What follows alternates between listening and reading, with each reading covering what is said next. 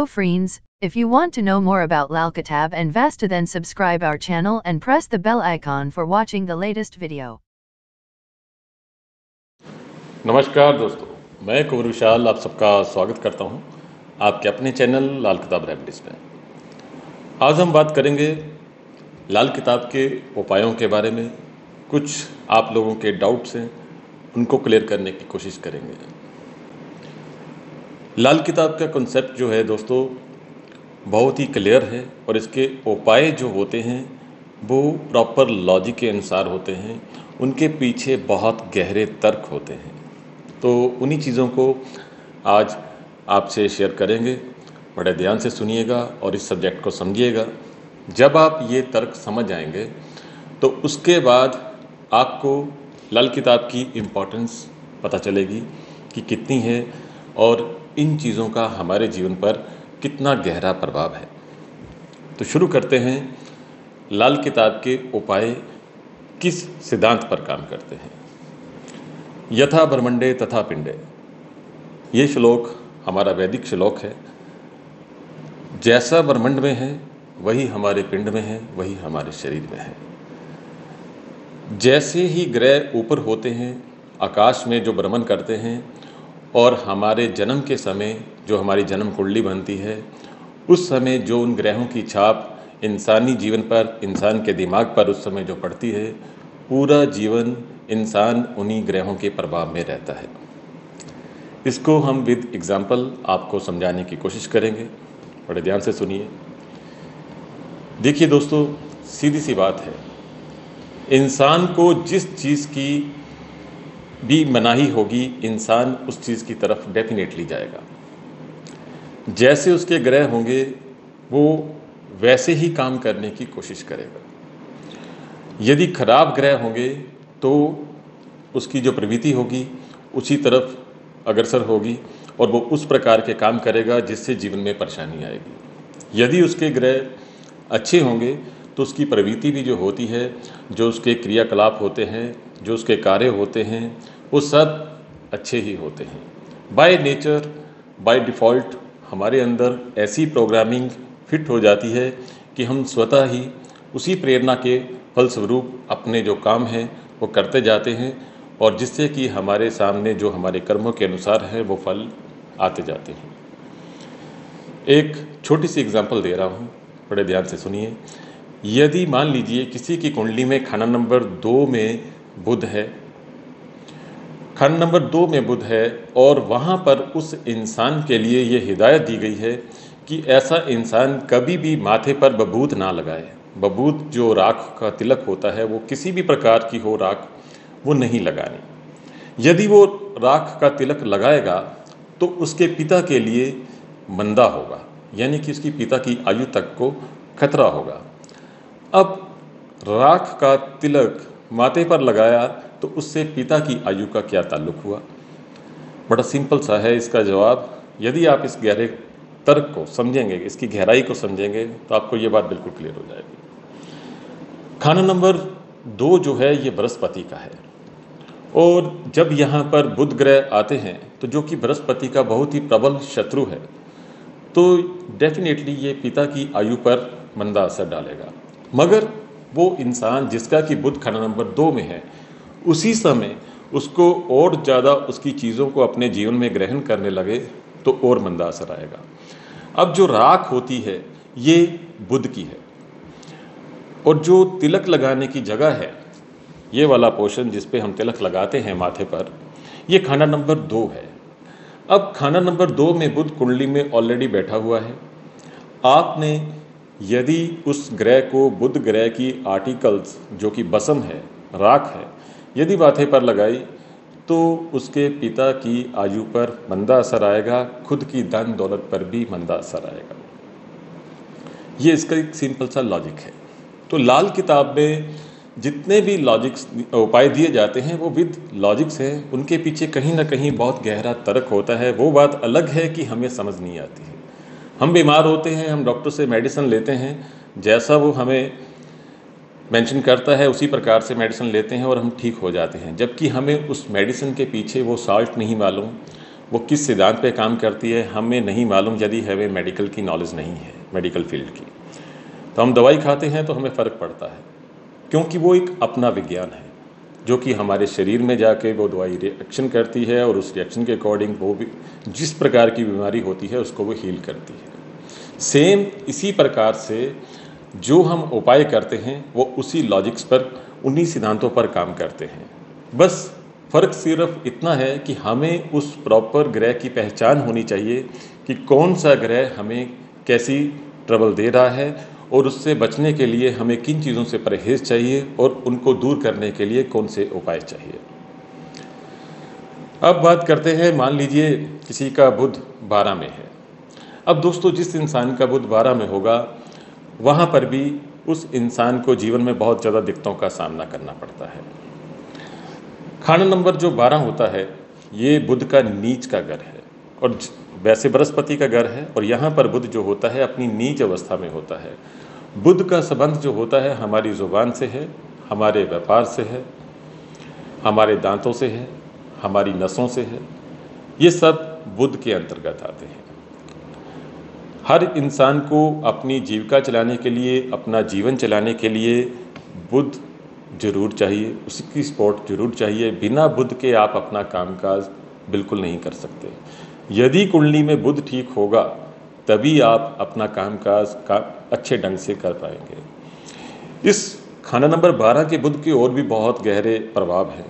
संतान पर भी इसका असर है, स्पेशली नर संतान पर असर है। अब यदि कुंडली में बुध 12 बैठ गया तो वहाँ पर उस इंसान के लिए कुछ हिदायतें दी हुई हैं।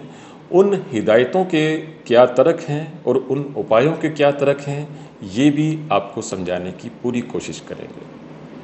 खंड नंबर 12 के बुध के समय उस इंसान को बताया जाता है केसर का तिलक लगाना।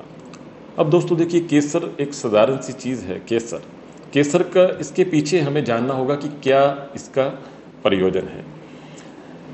केसर जो होता है इसका रंग पीला होता है और पीले रंग का संबंध जो होता है ये बृहस्पति से होता है। और फिर दोबारा उसे तिलक लगाना यानी खंड नंबर 2, यानी ये जो माथा है ये खंड नंबर 2 है जो बृहस्पति की अपनी जगह है। खंड नंबर 2 और 12 आपस में मिले रहते हैं, तो इसलिए यदि हम बृहस्पति को वहाँ पे डोमिनेट करेंगे यानी बृहस्पति के आर्टिकल्स हम ग्रहण करेंगे तो बृहस्पति का प्रभाव बढ़ना शुरू हो जाएगा। उनमें से एक उपाय दिया जाता है केसर का तिलक लगाना। दूसरा उपाय दिया जाता है हरे रंग की मूंग जो दाल होती है, ग्रीन हरी मूंग, उसको भिगो करके पक्षियों को डालना, पीजन्स को डालना, कबूतरों को डालना। अब जो बुध का आर्टिकल है उसको हमने डोनेट किया, उस एनर्जी को अपने से दूर किया। तीसरी रेमेडी दी जाती है यदि खाना नंबर 2 खाली है तो इंसान को धर्म स्थान में जाना चाहिए।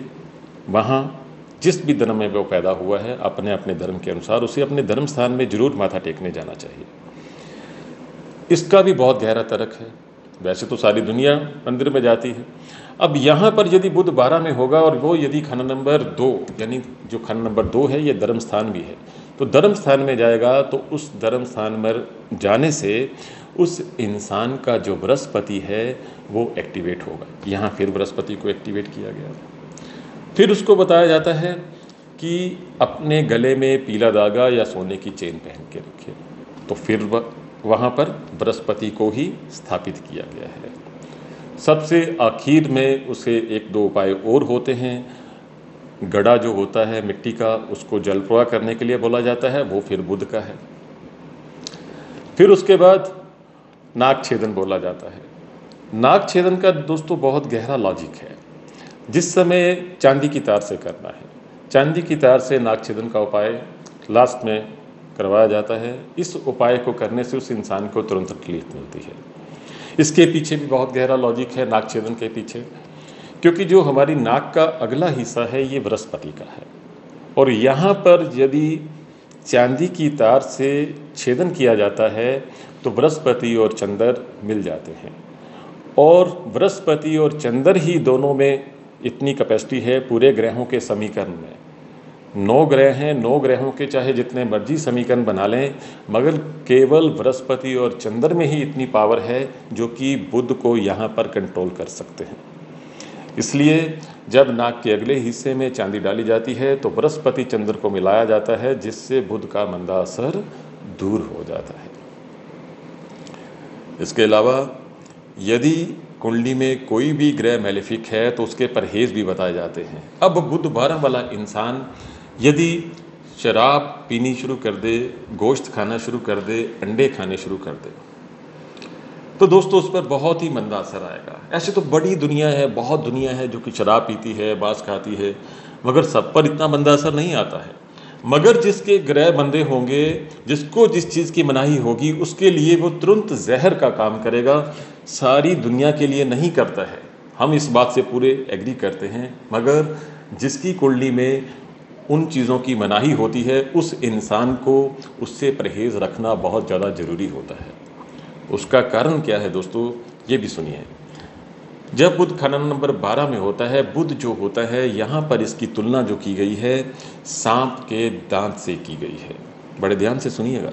बुध जो है ये दांत होते हैं और खाना नंबर 12 में ये सांप के दांत हैं। और यहाँ पर सांप अपना जहर तब तक नहीं उगल सकता जब तक कि शनि के मंदी आर्टिकल्स उसके पास नहीं आएंगी। अब शनि के मंदे आर्टिकल्स सबसे पहला है शराब। जैसे ही बुध 12 वाला इंसान शराब पीनी शुरू करेगा, उस सांप के दांतों में जहर आ जाएगी और वो उस इंसान को डंग मार देगा, जिसका मंदा असर उसके कामकाज, उसकी धन दौलत, उसकी संतान पर पड़ेगा। इसलिए उपाय के साथ साथ परहेज भी बताए जाते हैं कि आप उन ग्रहों के परहेज भी फॉलो कीजिएगा जरूर। यदि परहेज फॉलो नहीं करते हैं, केवल उपाय करते हैं, तो इतना लाभ नहीं होगा। ये बात बिल्कुल अपने दिमाग में बैठा लीजिए। यदि आप अपनी लाइफ में वाकई शुभ परिवर्तन चाहते हैं तो आपको उन परहेजों को भी बड़ी सख्ती से फॉलो करना पड़ेगा। इसलिए जब वो इंसान शराब पिएगा तो सांप के दांतों को डसने के लिए प्रॉपर वो पॉइजन मिल जाएगी, जिससे कि वो एक्टिवेट हो जाएगा। और ये इतना जहरी है दोस्तों, यदि एक बार बुध बिगड़ गया तो जल्दी से कुंडली में कंट्रोल में नहीं आता है। तो ये तो वो लोग जानते ही होंगे जिनका बुध कुंडली के खाना नंबर 12 में बैठा है और उनमें ये आदत भी है, तो वो अपनी लाइफ का असर खुद देख सकते हैं कि उनका जीवन कैसा गुजर रहा है। अब जिनके नहीं है और अभी आदत शुरू ही हुई है, तो वो तौबा कर ले, इस चीज़ से बच जाए। सो दोस्तों, जितने भी उपाय हैं सबके पीछे गहरे तर्क है। दूसरा, कई सवाल हमें ये भी आते हैं कि हमारे D9 में ग्रह की स्थिति ऐसी है या फलानी हमारी लगन है, तो इस भाव का स्वामी होके बुध यहाँ बैठा है या कोई भी ग्रह ऐसे बैठा है। तो दोस्तों एक चीज़ अपने दिमाग में रखिएगा कि लाल किताब में केवल भाव देखे जाते हैं, पराशर की तरह दूसरी कुंडली नहीं देखी जाती। कुंडली वही होती है जो आपकी कुंडली है, मगर इसको जो देखने का ढंग है, इसको केवल भाव को अहमियत दी जाती है। जैसे मान लीजिए मिथुन लगन है, लगन में चंद्रमा है, तो हम ये कहेंगे कि लगन में चंद्र है, ये नहीं कहेंगे कि तीसरी राशि या मिथुन राशि का चंद्रमा है, केवल लगन में चंद्रमा है। इसी प्रकार बुध 12 में है, चाहे उच्च का है, कन्या का है, मगर लाल किताब में उसे नीच ही माने जाएगा। तो ये आपको इनके पीछे जो उपायों के पीछे गहरे तर्क होते हैं, ये बताने का प्रयोजन ये है कि आपके दिमाग में ये कॉन्सेप्ट बिल्कुल क्लियर हो जाए। यदि आपके दिमाग में ये कॉन्सेप्ट क्लियर होगा तो आपके जो उपाय हैं वो आप बड़ी श्रद्धा से करेंगे और उन चीज़ों से जो परहेज़ आपको बताए गए हैं उनको प्रॉपर फॉलो करेंगे, और उन परहेज़ को फॉलो करेंगे तो डेफिनेटली आपके जीवन में बहुत ही शुभ परिवर्तन होगा। अब हम बात करते हैं रंगों के बारे में कि रंगों का हमारे जीवन में कितना गहरा रोल है। दोस्तों, आप इस बात को तो जानते ही हैं कि 9 ग्रह हैं, 9 के 9 ग्रह किसी न किसी रंग विशेष से संबंध रखते हैं। अभी हम बुध की बात कर रहे थे। अब यदि बुध खंड नंबर 12 में है, खंड नंबर 12 में यदि बुध है तो डेफिनेटली बुध का रंग जो हरा होगा वो हमारे लिए मंदा ही होगा। यदि तो आपको इस चीज़ की नॉलेज है, आपके ध्यान में ये चीज़ आ गई कि आपका ये ग्रह मंदा है, तो आप इससे परहेज रखिए तो आपके लिए मुबारक होगा। अब जिन लोगों को नहीं मालूम वो इसका अनुसरण करेंगे, उसी रंग को ज़्यादा ग्रहण करेंगे। अंडा और शराब उनकी आदत में शामिल हो जाएगा, क्योंकि वो ग्रह बुध जो है वो नीच होके बैठा है, उसकी बुद्धि को उसी तरफ प्रेरित करेगा कि ये काम वो करे। अब यदि आपको ये चीज़ की समझ आ जाती है तो डेफिनेटली आप उस रंग से परहेज करेंगे, जिससे कि आपके जीवन में शुभ परिवर्तन होने लगता है। जैसे ही आपके ग्रह होंगे, जैसा वो असर डालना शुरू करेंगे, वैसे ही आप खुद ब खुद अपने काम करना शुरू कर देंगे। अभी आपको एक एग्जांपल देते हैं। आप एक चीज़ नोट कीजिएगा, अपने रिलेटिव्स की, अपने फ्रेंड्स की कुंडलियाँ चेक कीजिएगा। यदि आपको ज्योतिष की समझ है, एटलीस्ट इतना तो देख ही सकते हैं कि कौन सा ग्रह कौन से भाव में बैठा है। सिंपल इतना सा देखना है। अब यदि जिनका भी बुध मंदा पड़ा है और राहु भी मंदा पड़ा है, आप देखिएगा उनका, आप पूछ के देखिए कि उनके पास 80% से ज़्यादा जो कपड़े होंगे वो हरे और नीले होंगे। राहु मंदा होगा तो नीले रंग की भरमार होगी और बुध मंदा होगा तो ग्रीन कलर की होगी। दीवारों के रंग भी यदि उन्होंने ये कर दिए तो कोई बड़ी बात नहीं। दीवारों के रंग से बच गए तो बेडशीट, कर्टन्स, अपना खुद के पहनने वाले कपड़े, ये मैक्सिमम टू मैक्सिमम उन्हें उन्हीं चीज़ों से रिलेटेड मिलेगी। अब ये चीज़ यदि हमें मालूम हो जाती है, उन चीज़ों से हम परहेज शुरू कर देते हैं, तो उस ग्रह का इफ़ेक्ट जो होता है वो कम होना शुरू हो जाता है। इसके पीछे, इन उपायों के पीछे यही सिद्धांत जो हैं वो काम करते हैं। अब बात करते हैं कि यदि कोई ग्रह अच्छा बैठा है, उसके बावजूद इंसान को अच्छे फल नहीं मिल रहे, उसकी एक एग्जांपल भी देते हैं। मान लीजिए किसी का केतु बहुत अच्छा है, उच्च का बैठा है, खाना नंबर 9 में बैठा है या खाना नंबर 12 में बैठा है। अब वो इंसान जिसका केतु उच्च में बैठा है, तो ये उसकी कुंडली में प्रॉमिस है कि वो इंसान अपने बेटा होने के बाद तरक्की जरूर करेगा। अब कई केस ऐसे भी देखे हैं जिसमें कि ग्रह बहुत अच्छे बैठे हैं मगर फिर भी वो इंसान लाइफ में प्रोग्रेस नहीं कर रहा, बल्कि उल्ट परेशानियों में ज़्यादा आ रहा है। तो उन चीज़ों को देखिएगा, ऐसे इंसान में उस ग्रह की उल्ट प्रवृत्ति होगी। जैसे यदि केतु उच्च का है और उसने यदि कुत्ते मारने शुरू कर दिए या कुत्तों से नफरत करने वाला हुआ, वैसे ही गली में आया और उठा के पत्थर कुत्तों को मारना शुरू कर दिया, तो अपना ग्रह वो नीच का कर लेगा। कोई उपाय उसका काम नहीं करेगा। कोई दशा अंतरदशा जितनी मर्जी राजयोगकारी आए, कुछ भी आए, वो उसके ग्रह जो होंगे वो नेगेटिव रिजल्ट ही देंगे। अब उसने जानबूझ के अपने ग्रह को मंदा कर लिया। अब किसी का बृहस्पति उच्च का है दोस्तों, बड़ा अच्छा है कुंडली में, मगर वो इंसान यदि ब्राह्मण का अपमान करना शुरू कर दे, पीपल का पेड़ कटवा दे, बड़े बुजुर्गों का अनादर शुरू कर दे, तो समझ लीजिए बृहस्पति चाहे कितना भी उच्च का बैठा है वो उच्च का फल नहीं देगा। केवल कुंडली में एक शो पीस बन के बैठा है वो, बस। क्योंकि उसकी लाइफ के कर्म ऐसे हैं कि उसने अपने उस ग्रह को नीच का कर लिया। कुछ लोगों के ये भी सवाल आते हैं कि हमारा ये ग्रह ऐसा है तो आपकी प्रेडिक्शन सही नहीं है, हमारा उच्च का बैठा है। तो ये उसके बड़े रीज़न होते हैं। कई बार कुंडली में कुछ और ग्रह होते हैं या उसके खुद के जो कर्म होते हैं वो भी इस प्रकार के होते हैं जो कि उन ग्रहों से उल्ट होते हैं। देखिए दोस्तों, लाल किताब में जब हम कुंडली देखते हैं तो उसकी कुंडली, उसका खान पान, उसका रहन सहन और उसके किस प्रकार के उसके स्वप्न आते हैं, किस प्रकार के पेट्स उसने रखे हैं, अड़ोस पड़ोस कैसा है, इन सब का इफ़ेक्ट जो है हमारी लाइफ पर आता है। इसकी एक एग्जांपल देते हैं आपको। अब दोस्तों, जिसके सूर्य 3rd हाउस में हो और 11th हाउस में शनि राहु केतु में से भी कोई बैठा हो, तो उस इंसान का पड़ोस देखिएगा बर्बाद होगा। अब यदि पड़ोस बर्बाद है, ग्रह उस इंसान के हैं, बर्बाद पड़ोसी हो रहा है, इसका क्या मतलब? कहने का मतलब वो ग्रह हमें इंडिकेशन दे रहे हैं कि मैं खराब अवस्था में आ चुका हूँ। अब मान लीजिए आपके पड़ोसी के भी ये ग्रह स्थिति हो तो डेफिनेटली उसका असर आप पर भी आएगा। और यदि उसका असर आप पर आएगा तो आपको भी अपने बचाव का साधन करना होगा। अब हमें ये तो मालूम नहीं पड़ोसी के ग्रह कैसे हैं, मगर आपको अपने जीवन की रोज़मर्रा की ज़िंदगी में परेशानियां इतनी आएंगी, आप खुद ही परेशान हो जाएंगे। आपको नहीं पता कि हमारे पड़ोसी के ग्रह कैसे हैं। उससे बचाव का साधन केवल इतना है कि अपनी कुंडली को अच्छे से एनालिसिस किया जाए और जो उसके मंदे प्रभाव है ग्रहों के, उन मंदे प्रभावों को अपने से दूर किया जाए। तो दोस्तों, ये मन में विचार आया था कि इस प्रकार के जो डाउट्स हैं कुछ लोगों के मन में कि उपाय किस सिद्धांत पे काम करते हैं, उनके पीछे क्या तर्क होते हैं, तो आपको ये बताने की हमने एक छोटी सी चेष्टा की है।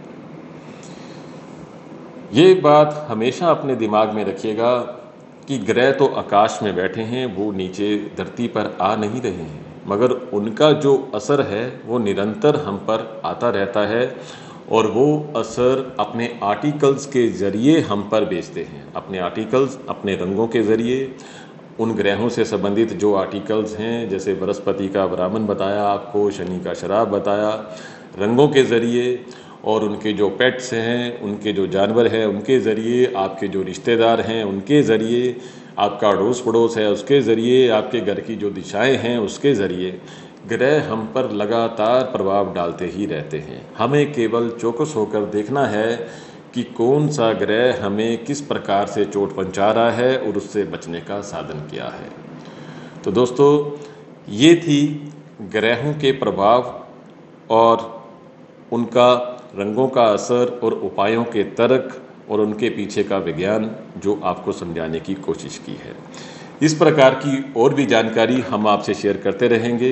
हमसे जुड़े रहिएगा, खुश रहिए, आबाद रहिए। धन्यवाद।